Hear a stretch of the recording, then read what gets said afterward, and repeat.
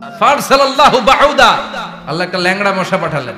এই ল্যাংড়া মশা নাকের ভিতর দিয়ে ঢুকে মস্তিষ্কের মাঝখানে যে কামড়াতে শুরু করেছে। মশার কামড় খাইছেন না আপনারা? শীতকালে যখন আমরা কম্বল মোড়া দিয়ে ঘুমাই, কানের সামনে যখন পন পন শুরু করে কেমন লাগে? কি বিরক্তি লাগে না? আবার ছেড়ে টেরে আবার শুই, আবার পন পন। তো পন পনের আওয়াজই আমাকে সহ্য হয় না। ওই মশা নাকি দিয়ে ঢুকে দিকে কামড়া, ওই বেড়ার কেমন লাগে? কথা কন। নাকের ভিতর দিয়ে মশা ঢুকে ভিতরে কুটকুট কুটকুট করে কামড় মারে। এই কামড় খাইয়া নমরুদ এবার নাচানাচি শুরু করছে। I M A disco dancer. Or dance দেখে সবাই হাসে, একেবারে I M A disco dancer. Or dance দেখে সবাই অবাক। ঘটনা কি? খোদাই লাফাইকে এতদিন ধরে সবাই নমরুদরে পূজা করতো আর বলতো নমরুদ সবচেয়ে বড় খোদা, নমরুদ সবচেয়ে। এখন খোদা কি করে? ড্যান্স দেয়। চিল্লা এখন কি দেয়? এবার নমরুদ বাঁচার জন্য মাথার মধ্যে আঘাত করে, কিন্তু মশা বের হয় না। চিল্লায় আওয়াজ করে উত্তরে বলেন, মশা ঢুকছে কার অর্ডারে? এই মশা বেরোবেও কার অর্ডারে? মাথার মধ্যে আঘাত করে ঘুষি মারে, কিল মারে, কিন্তু মশা বের হয় না। এবার আশেপাশের যারা আছে খাদেম খুদ্দাম কয়, তোরাও ঘুষি মার। খাদেম খুদ্দাম মনে মনে কয়, আজীবন অনেক মারছস, আজকে আমরা মারুম। সুযোগ পায়া কিলের উপর কিল আর ঘুষি। আজীবন অনেক কাজ করাইছিস আমাদেরকে দিয়ে, অনেক জুলুম করেছিস, আজকে সুযোগ পেয়েছে মতো মাইরা লই। খাদেম খুদ্দাম ওরাও কিল ঘুষি। ঘুষাইতে ঘুষাইতে চেহারার মানচিত্র পাল্টাই দিছে, মাগার মশা বের হয় না। এই মশা ঢুকছে কারা দেশে? কথা কন। এই মশাটা যদি বেরোতে হয়, অর্ডার লাগবে একজনের। চিৎকার করে বলেন, চিনি কে? নিজেও মারে, বের হয় না। খাদেম খুদ্দামরা মাথার মধ্যে কিল ঘুষি মারে, বের হয় না। নমরুদ কয়, এবার আমারে জুতা মার। কি মার? আমরা পরি প্লাস্টিকের জুতা, বাটার জুতা, অ্যাপেক্সের জুতা। আগে পড়তো খরমের জুতা। খরমের জুতা বানাই কি দিয়া? কথা কোন। এবার কাঠের জুতা দিয়ে খাদেম খুদ্দামরা মাথার মধ্যে বাড়ি। পিটাইতে পিটাইতে মাথাটাকে ফাটিয়ে রক্তাক্ত করে জমিনের মধ্যে নমরুদরে শুইয়ে দিয়েছে। আর আল্লাহ সৈনিক সেই বাউদা মশা নাকের ভেতর থেকে শূন্যে উড়াল মেরেছে। চিল্লায় পড়েন আল্লাহু আকবার। তার মানে এত শক্তিশালী হয়েও, গোটা বিশ্বের রাজা হয়েও নমরুদের ক্ষমতা নমরুদরে বাঁচাতে পারে নাই। চিল্লায় বলেন ঠিক কিনা? এজন্য ক্ষমতা কাউরে বাঁচাতে পারে না, দাপট কাউরে বাঁচাতে পারে না, অহংকার কাউরে বাঁচাতে পারে না, সৈন্যবাহিনী কাউরে বাঁচাতে পারে না। বাঁচাতে পারে একজন। চিৎকার করে বলতে হবে, তিনি কে? পৃথিবীতে কেউ তো স্থায়ী হয় না, ওক না সে ফেরাউন কিবা নমরুদ। কেউ ভাবে চিরদিন রয় না, কেউ ভাবে চিরকাল রয় না। পৃথিবীতে কেউ স্থায়ী হয় না, ওক না সে ফেরাউন কিবা নমরুদ। কেউ ভাবে চিরদিন রয় না। চিল্লা এখন ঠিক কিনা? সাইয়েদনা ইব্রাহিমের সবগুলো কথা কোথায় কি ডায়ালগ মারলেন, আল্লাহর কাছে এত ভালো লেগেছে। আল্লাহর কোরআনের ভেতরে তুলে দিয়েছে কে? আবার তিনি যতগুলো দোয়া জীবনে করেছেন সব কবুল করেছে কে?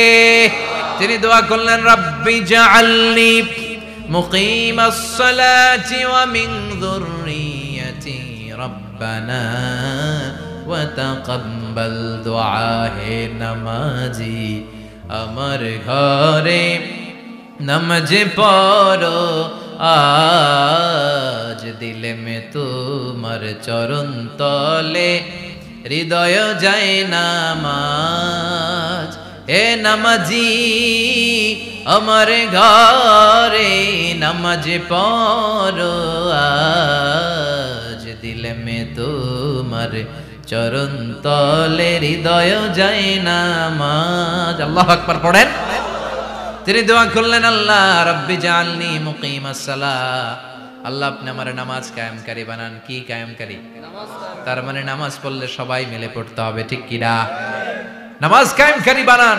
আমার সন্তান ইসমাইলের নামাজ কায়েমকারী বানান। আমার দোয়াটা কবুল করেন। কবুল করে নিল কে? আবার বললেন, আল্লাহ মক্কার নিরাপদ বানান। কবুল করলো কে? আবার বললেন, ওয়াবা'আস ফীহিম রাসূলা। আল্লাহ এই শহরে একজন নবী পাঠান। কবুল করলো কে? যত দোয়া করছে সব কবুল করে নিল কে? এজন্য সাইয়েদনা ইব্রাহিমের জীবনী থেকে কি কি শিক্ষা গুনতে শুরু করেন। নাম্বার 1, আল জিহাদু দিদ্দা শিরক। ওনার জীবন থেকে প্রথম শিক্ষা হচ্ছে শিরকের বিরুদ্ধে জিহাদ। মুমিনের জীবনে জিহাদ চলবে কিসের বিরুদ্ধে? উনি মূর্তির সাথে আপোষ করে নাই, গাছের সাথে আপোষ করে নাই, মাছের সাথে আপোষ করে নাই, ধ্রুব তারা, চাঁদ, সূর্যের সাথে আপোষ করে নাই। উনি এক আল্লাহকে খুঁজে পেয়েছে। চিল্লায় বলেন ঠিক কিনা? আল্লাহ সব গুনাহ ক্ষমা করে, শিরকের গুনাহ ক্ষমা করে। 2 নাম্বার শিক্ষা হচ্ছে সত্যকে অন্বেষণ করতে হবে। ওইটা আমার বাবার বিরুদ্ধে যাক, ওইটা আমার দাদার বিরুদ্ধে যাক, ওইটা আমার দলের বিরুদ্ধে যাক, ওইটা আমার মতের বিরুদ্ধে যাক, সত্য যেখানে আমিও সেখানে। চিল্লায় এখন ঠিক কিনা? এটা হচ্ছে সাইয়েদনা ইব্রাহিম আলাইহিস সালামের ঈমান স্পিরিট। শিরকের বিরুদ্ধে মুমিন জিহাদ করবে, সত্য যেখানে আছে মুমিন তালাশ করে সেটাকে ছিনিয়ে আনবে। সাইয়েদনা ইব্রাহিমের জীবনী থেকে 3 নাম্বার শিক্ষা হচ্ছে ভিশনারি অ্যাটিটিউডের হতে হবে মুমিনের। আমরা খালি 10 বছরের হিসাব করি, 20 বছর, 50 বছর। ইহুদিরা হিসাব করে 200 বছর। কোন কাজ করার আগে 200 বছর পরে কি হইতে পারে ওইটা হিসাব করে। সাইয়েদনা ইব্রাহিম এরকম ভিশনারি ছিলেন, এজন্য দোয়া করেছেন রব্বানা ওয়াবআস ফীহিম রাসূলা। আল্লাহ যদিও ধুধু প্রান্তর জনমানব হীন একটা এলাকা, আপনি এলাকায় এমন একজন নবী পাঠায়েন যেই নবীর আঁচলের নিচে গোটা বিশ্বটা একত্রিত হয়ে যাবে। কবুল করলেন কে? কি ভিশন দেখছেন, কি ভিশনারি অ্যাটিটিউড। তিনি তখন থেকেই বিশ্বনবীকে দেখতে পেয়েছিলেন। এজন্য ভিশনারি অ্যাটিটিউডের হন, স্বপ্নবাজ হন। স্বপ্ন সেটা না যেটা মানুষ ঘুমিয়ে ঘুমিয়ে দেখে, স্বপ্ন সেটা যেটা অর্জনের আকাঙ্ক্ষা মানুষের ঘুমাতে দেয় না। এটা ছিলেন সাইয়েদনা ইব্রাহিম, ভিশনারি অ্যাটিটিউডের ছিলেন। 4 নাম্বার শিক্ষা যোগ্য প্রজন্ম তৈরি করে যাওয়া। উনি কি প্রজন্ম তৈরি করছে দেখেন। প্রথম ছেলে ইসমাইল, দ্বিতীয় ছেলে ইসহাক। ইসহাকের চ্যানেলে বনি ইসরাইলের সব নবীরা আসলো, আর এই চ্যানেলে বিশ্ব নবী আসলো। তার মানে বাপকা বেটা সিপাহিকা ঘোড়া। প্রজন্ম তৈরির দরকার আছে না নাই? শিরকের বিরুদ্ধে লড়াইয়ের দরকার আছে না নাই? আর নবীদেরকে মডেল হিসেবে মানার দরকার আছে না নাই? আমাদের মডেল কি কবিরা না নবীরা? নায়করা না নবীরা? নেতা নেত্রীরা না নবীরা? আমরা যেন নবীদেরকে মডেল হিসেবে মেনে জান্নাতে উপযুক্ত হতে পারে। আল্লাহ তুমি তৌফিক দান করো। আরো জোরে পড়ি আমিন। যতগুলো কথা বলেছি কোরআন সুন্নাহর আলোকে বলেছি, বানিয়ে কিছু বলি নাই। তারপরেও আমার মনের অজান্তে কোনো মিস ইনফরমেশন যদি আমার মুখ পড়তেছেন কেন? এটা কোন বেদাত চালু করছেন আপনারা? হ্যাঁ, এটা খুব বড় বেয়াদবি। বসেন বসেন। 2 ঘন্টা যার সামনে লেকচার শুনলেন, এর পিঠ দিয়ে চলে যায়। এগুলো পাইছেন কোথায় আপনারা? কার আলোচনার সময় এগুলো করবেন? একসাথে বিদায় নেবেন। কথা বলেন।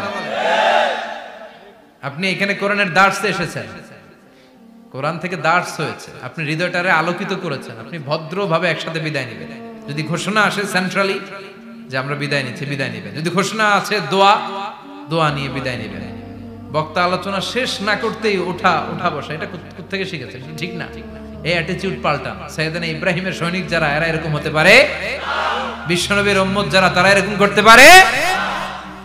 আল আদাবু ফাওকা কুল্লি শাই। ভদ্রতা সবকিছুর উপরে, ভদ্রতা সবকিছুর উপরে। আমরা যেন মুআদ্দাব হই, আদব বলা হই। আল্লাহ তুমি আমাদেরকে বুঝার তৌফিক দান করো। নবীরা যে শিক্ষা, যে উপমা, যে মিসাল আমাদের জন্য রেখে গেলেন, আমরা যেন এগুলো আমল করে জীবনটারে আলোকিত করতে পারি, তৌফিক দান করো। সাইয়েদনা ইব্রাহিমের জীবনী গ্রন্থ ঘরে থাকা যায়। আমি দেদারসে আলোচনা করে যাই না, আমি বাড়ির কাজ দিয়ে যাই।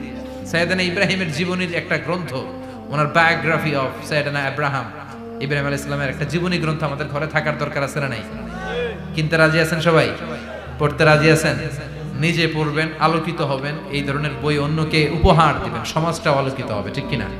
আল্লাহ আমাদের সবাইকে তুমি বোঝার তৌফিক দান করো। একজন হলো সব নবীদের নেতা, আর একজন হলো সব নবীদের পিতা। একজন সব নবীদের নেতা, বিশ্ব নবী, ঠিক কিনা?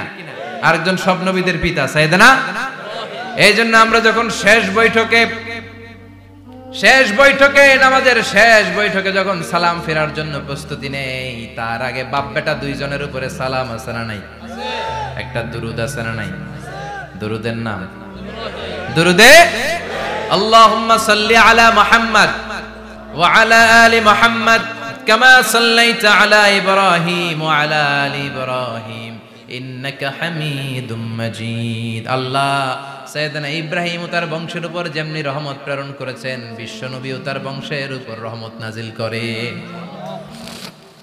আল্লাহুম্মা বারিক আলা মুহাম্মাদ ওয়া আলা আলি মুহাম্মাদ কামা বারাকতা আলা ইব্রাহিম ওয়া আলা আলি ইব্রাহিম ইন্নাকা হামিদুম মাজিদ। ও আল্লাহ, সাইয়েদনা ইব্রাহিমের বংশের উপর এবং তার উপর যেমনি বরকত নাজিল করেছেন, বিশ্ব নবী ও তার বংশের উপর তেমনি বরকত নাজিল করে। সুবহানাকাল্লাহুম্মা বিহামদিকা আশহাদু আল্লা ইলাহা ইল্লা আনতা আস্তাগফিরুকা ওয়া আতুবু ইলাইক। আল্লাহুম্মা আমিন।